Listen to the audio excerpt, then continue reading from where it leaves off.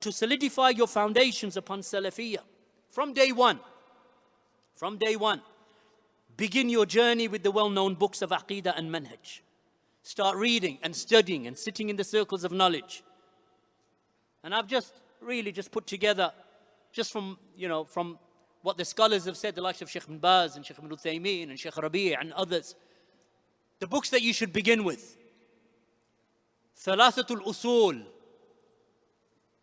the three fundamental principles of Shaykh al-Islam Muhammad bin Abdul Wahid, with the explanation of our Shaykh al-Walid Ubaid bin Abdullah al-Jabari.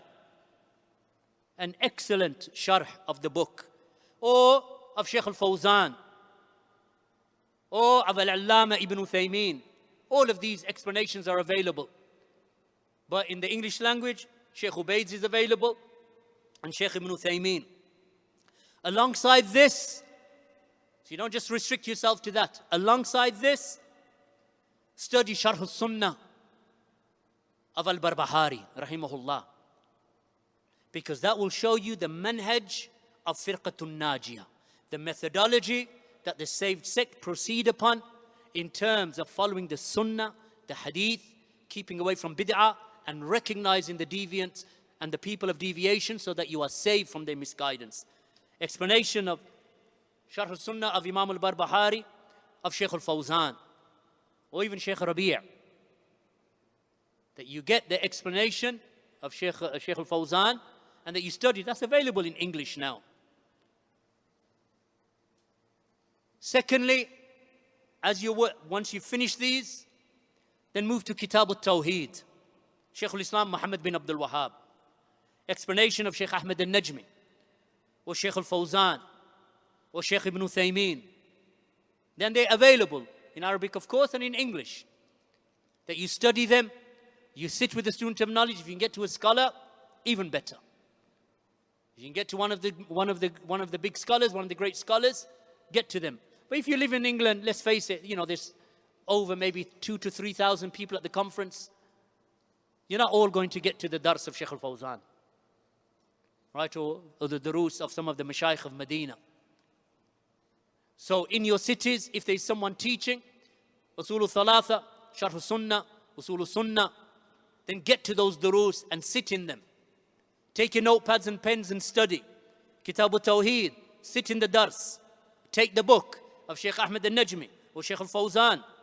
Alongside that, study Usul al-Sunnah, the foundations of the Sunnah of Imam Ahmed ibn Hanbal with the explanation of Ahmed al-Najmi or Shaykh Rabi' bin Hadi al-Madkhali. After that, after we've mentioned those two, then the third level is the studying of Al-Aqidatul Wasatiyah of Shaykh al-Islam Ibn Taymiyyah with the explanation of the Shaykh, the Faqih, and the Imam Muhammad bin Salih al-Uthaymeen, Aqidatul Wasatiyah. Alongside this, so all of these books that I've mentioned, you study them in pairs.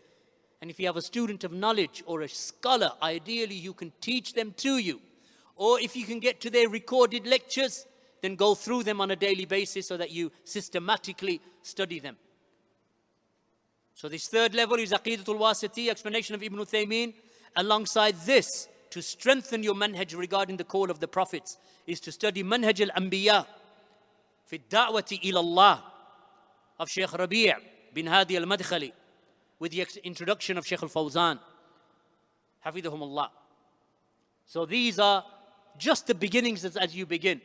So the three fundamental principles with its explanation, alongside Sharh al-Sunnah with its explanation. Number two, move on to Kitab al-Tawheed with its explanation, alongside Usul al-Sunnah of Imam Ahmed with its explanation. Number three, Aqidatul Wasatiyah of Shaykh al-Islam Ibn Taymiyyah, alongside Manhaj al-Anbiya, or the methodology of the prophets in calling to Allah, of Shaykh Rabi'. The audio explanations of these books by the students of knowledge and by the scholars are available. And they're available freely, you don't have to pay for them. Alongside this, you should not neglect the book of Allah. Read it, memorize it, understand it with a reliable tafsir, such as the tafsir of Ibn Kathir, or Imam Sa'di, or Ibn Uthaymeen. Also study the books of fiqh from the perspective of hadith, ideally, such as Bulugh al-Maram, with the explanation of the likes of Shaykh al-Fawzan or Ibn Uthaymeen, Umdatul Ahkam of Abdul Ghani al-Maqdisi, with the explanation of al-Najmi, Shaykh al-Najmi. And read, always have a collection of fatwa that you're reading on a regular basis. The fatwa of the major scholars such as Shaykh Ibn Baz, Ibn Uthaymeen, Al-Albani, Fawzan, all of them available in 2 languages, in Arabic and in English. So you're constantly connected to knowledge and you are sitting in the durus. Secondly, so that's just the first point of advice for the one who has turned to the way of the Salaf. Second, be careful of being amazed with yourself, because as you're studying these books, you're going to realize that actually, just by studying Usul al-Thalatha and Sharh al-Sunnah or Kitab al-Tawheed or Usul al-Sunnah of Ahmed al-Najm or of Imam Ahmed or Aqidat al-Wasitiyah, Manhaj al-Anbiya of Shaykh Rabi', that straight away, and if you move on to Bulugh al-Maram, or alongside that you're studying Bulugh al-Maram or Umdatul Ahkam, just by beginning those books you realize that your knowledge is greater than 90% of the Muslims around you. So be careful of being amazed with yourselves.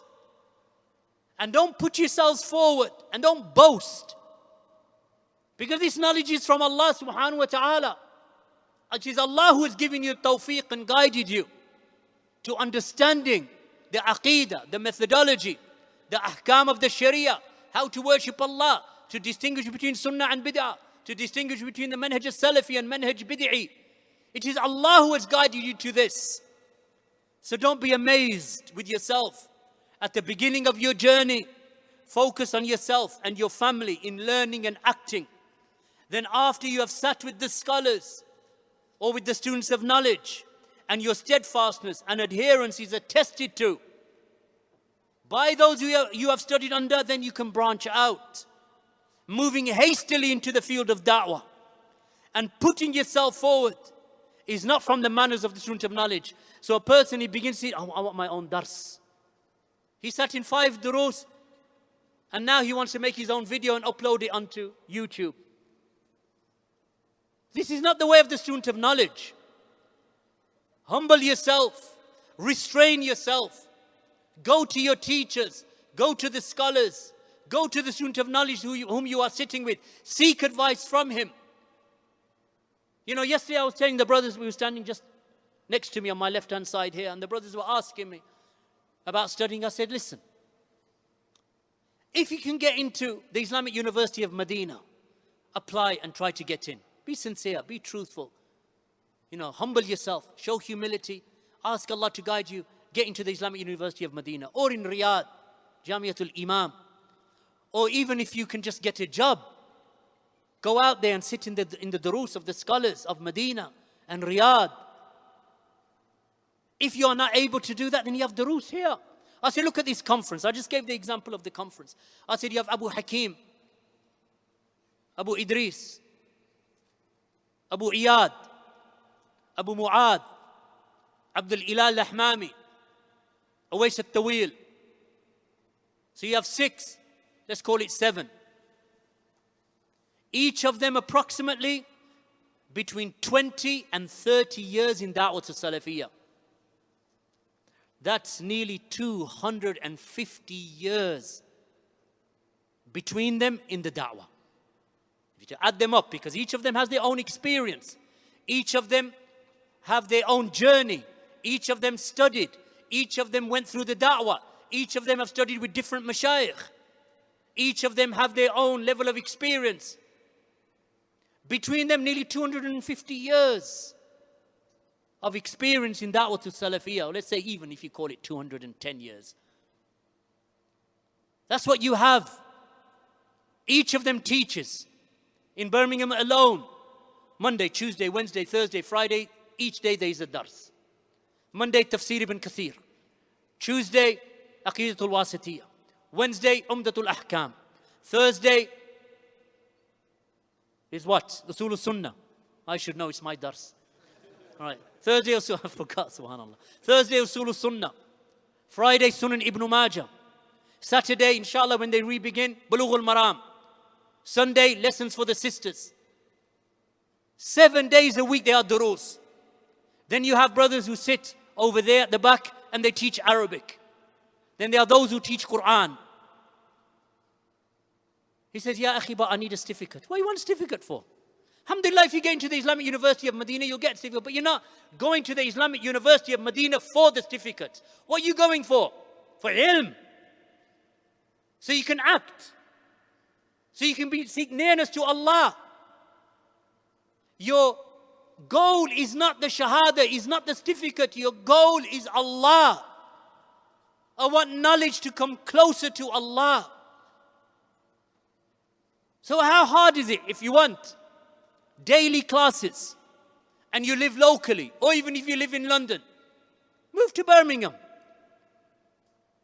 Move to Birmingham. I was telling the brothers yesterday, look, French brothers have come to Birmingham for the da'wah because of the hardship of living in that secular society that is so harsh against the Muslims and against our sisters.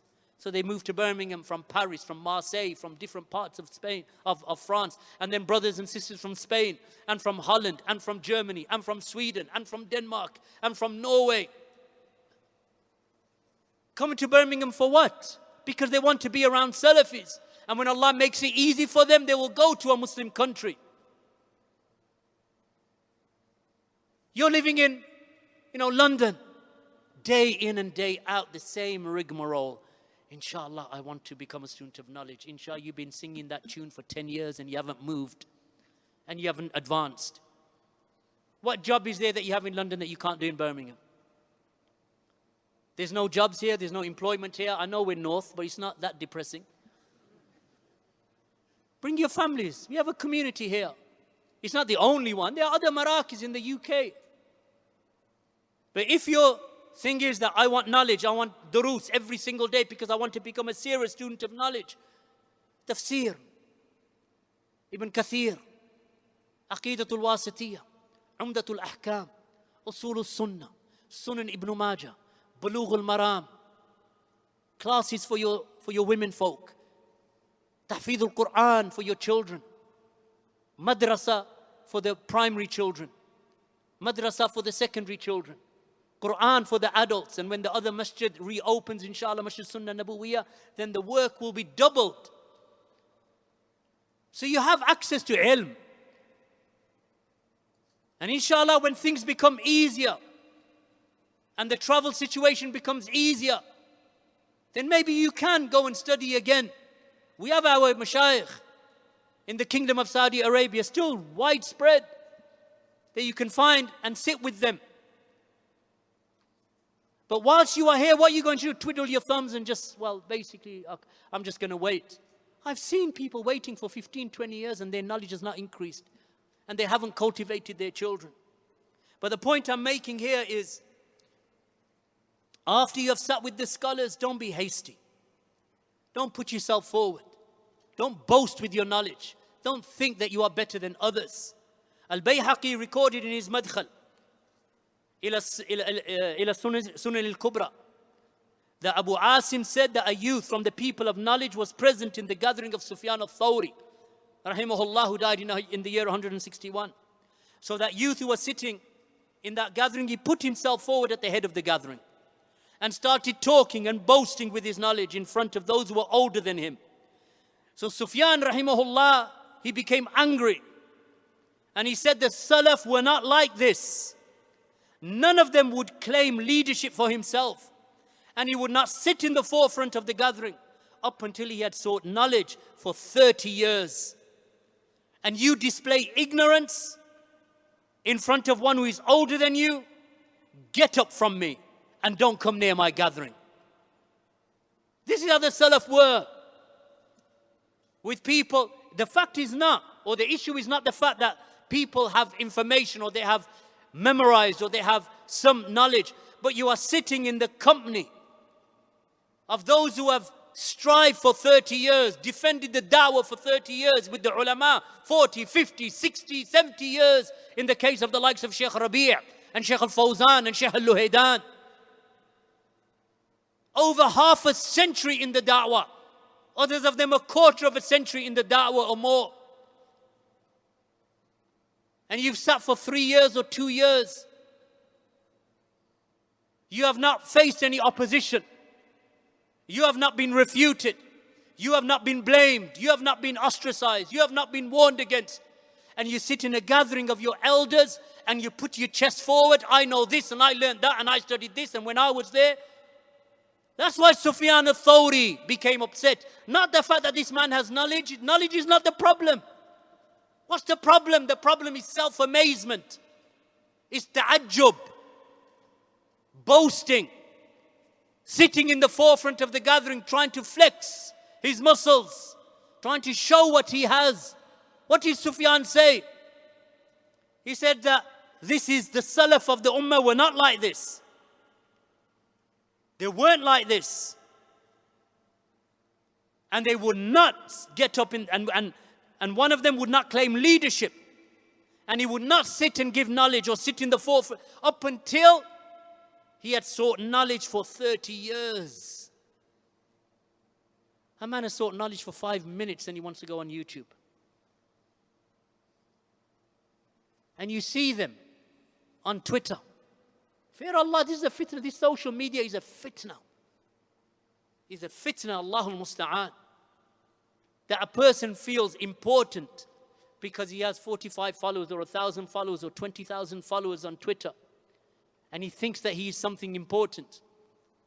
Why? Because he thinks that this is what it means to possess knowledge.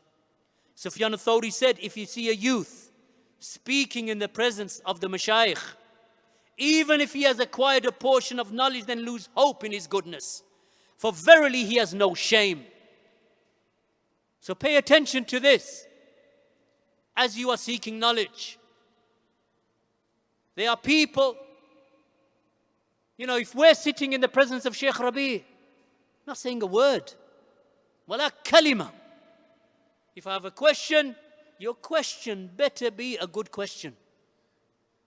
And you better have thought about it 3 days in advance. Because you want to maximize the benefit from Sheikh Rabi, Sheikh Ubaid, Ahmed al-Najmi when he was alive, Sheikh Zayd al-Madkhali, Sheikh al-Fawzan, Sheikh Muqbil.